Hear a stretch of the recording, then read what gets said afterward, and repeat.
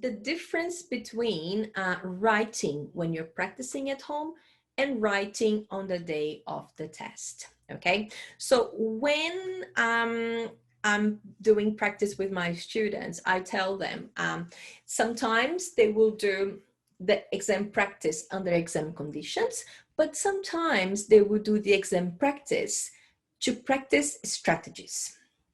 Okay, so I think there are two different things that you can do there. Okay, two different things. And when you're practicing under exam conditions, you would do tasks 1 and 2 in 1 hour.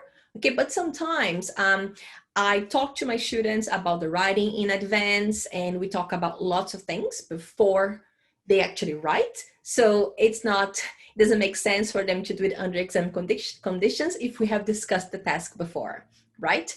But the good thing is you also should have that opportunity to do the writing at your own pace so you can practice strategies, okay? So when I say practice and test, I mean the practice when you're doing at home, practicing your strategies, and the real test when you sit down and you do the real exam, okay? So we're going to compare and see how these things, they vary, okay? When we are doing when you're doing at home and when you're doing it on the day of the test, all right? Cool. So when it comes to the task, when you're doing the practice, when you're doing the task, what's the difference, right? Okay, so imagine you are at home and you see you have to do your homework and it's a task on problems and solutions, okay? When you see it's one about problems and solutions and you go, how do you do this one again? You can go get your files and check what you have, okay? And have a look and say, oh, that's what I do. Close it and start it. On the other task, you don't have a choice, so you have to remember. Okay, so that's why practicing is so important. Okay, because on the day of the test, you have to remember what you have to do with that type of task.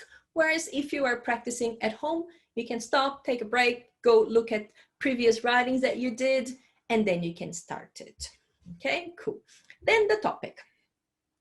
So again, you're practicing at home, you know it's one about problems and solutions, and then you think about vocabulary. You're like, oh yeah, a few weeks ago I read this article about health and fitness. Oh, I'm gonna go over to the article and have a look and get some good words. You can do that when you're at home, and it's actually pretty good. All right, so you can practice your vocabulary. You can go over to the dictionary. You're right, you know, when we're writing, you're like, oh, that word, I really like that word, but I don't remember it. Just go over to the dictionary and look it up. That's fine. On the day of the exam, when you're doing the real test, you have to remember that. All right, so that's another difference there. Organization.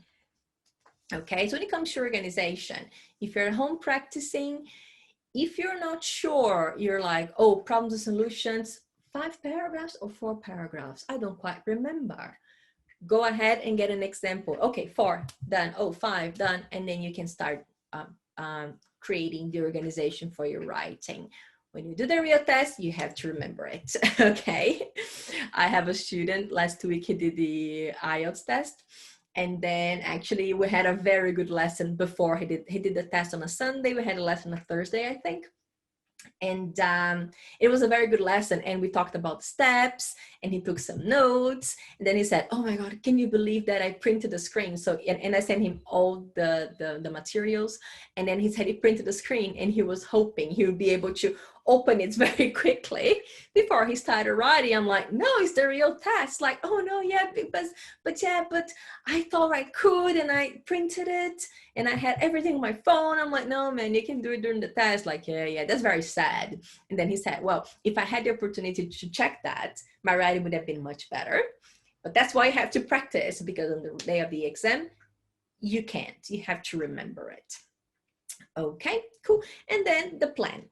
All right. So here, my suggestion is, I think the plan is the most important part of the writing process. Okay. So for me, I think you should be devoting 5 to 10 minutes to it. But of course, if you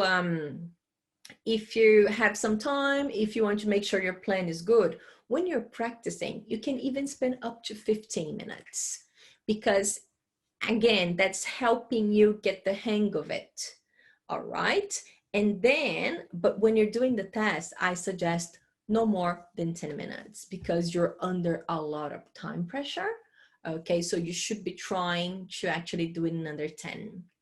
Okay, cool. And then the next one is to write.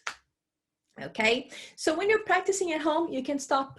Okay, you can go get a coffee, you can get some water. Okay, but when you're doing the real test, you just can't stop. You can't even stop to go to the bathroom. All right, so just think about that. So that's why when we're practicing at home, it's a good idea to practice the strategies and then sometimes go ahead and practice go ahead and practice the doing it nonstop under exam conditions, just so you see how you feel. Actually, I suggest my students do the full test in one day before they go and do the real test. Okay, and then the revision part. Yeah. With the revision, you can check as many times as you want if you are at home. So you read through. Actually, what I suggest a lot of people do is when they finish their writing, they have a quick read. That's it.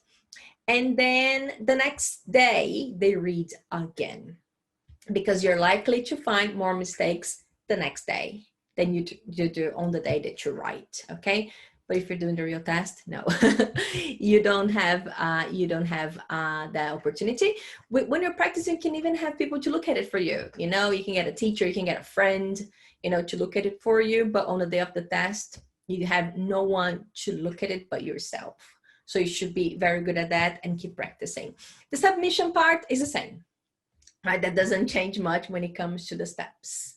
Okay, yeah. So I just thought that it was nice to show you guys the differences, okay, and what you can achieve and what you have to do if you're doing just a practice at home and then doing the real test. Because some people, they struggle, especially the people who tend to use translators, for example, which I don't approve of very much. When they go and do the test and they don't have that tool with them, and they have lots and lots of difficulties. So that can be a big issue.